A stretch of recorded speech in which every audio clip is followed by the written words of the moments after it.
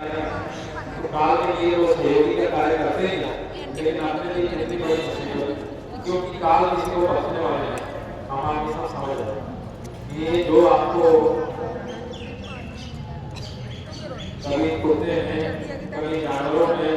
कभी अलग अलग योनियों जिस काल के चुंगल में फंस के, कर्म करने में फंस के आपको बार बार डाला जा रहा,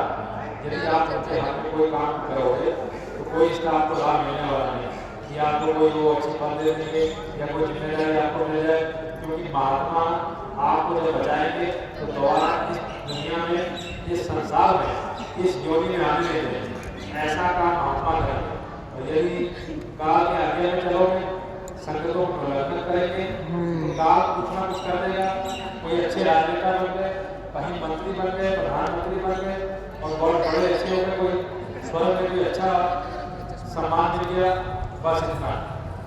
और इसके बाद दोबारा जब इस संसार में आओगे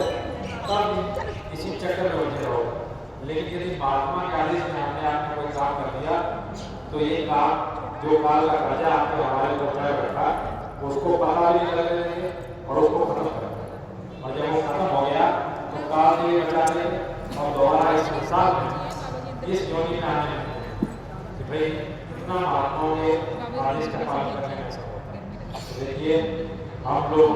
यदि चाहते तो यहीं पे दसों हजार के भंडारे चाहते, लेकिन हमारा ये ऐसा उद्देश्य नहीं। हमारा केवल एक उद्देश्य है, जो भंडारे का कार्यक्रम और इस केवल पंजाब संगत के हाथ में है कि भाई भंडारे की इतनी बड़ी सेवा आप लोग कर पा रहे, आप लोग अपनी सेवाओं को दे पा रहे, आप लोग कर पा रहे। लेकिन देखो इस धरती से हम आप आते, इस धरती पे आप सब देखते हो, यदि कोई सिखों का त्यौहार आ गया, यदि कोई पर्व आ गया, कोई पर्व आ गया, कोई गर्मियों का मौसम आ गया, कितनी कितनी सेवाओं के लिए लोग और बिना घर की परवाह किए, शरीर की परवाह किए कितने नगर कीर्तन आप देखो जब निकलते इसी गुरु पर्व पे कितनी बड़ी संख्या में, और इस हिसाब से सेवाओं को, यानी बिना किसी राजनीति के और अपनी सेवाओं। और आप ये देखो कि यदि आप 10 किलोमीटर लुधियाना बोलो तो हजारों हजार 50 गुरुद्वारे आपको देखने को मिलते हैं। और ये भी केवल गुरुद्वारे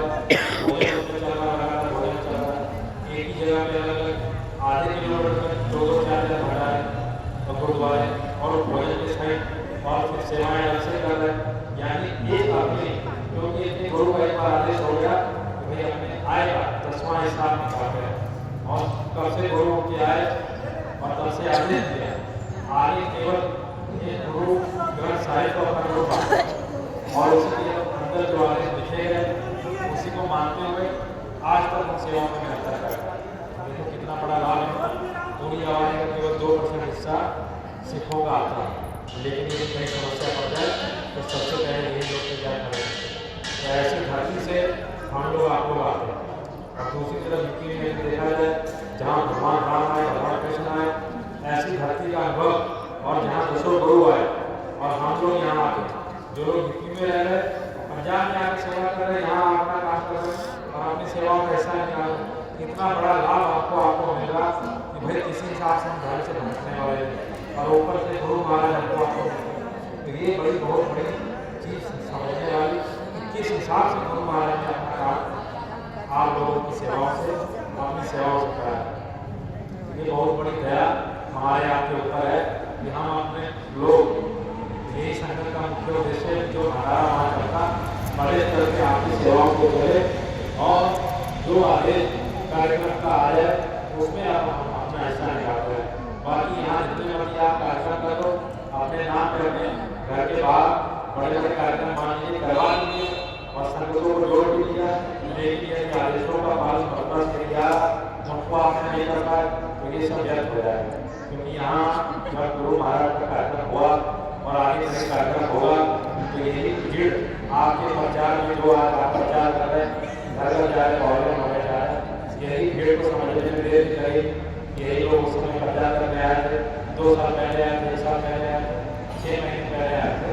यही सब गुरु महाराज के आदेश से सब उसे इकट्ठा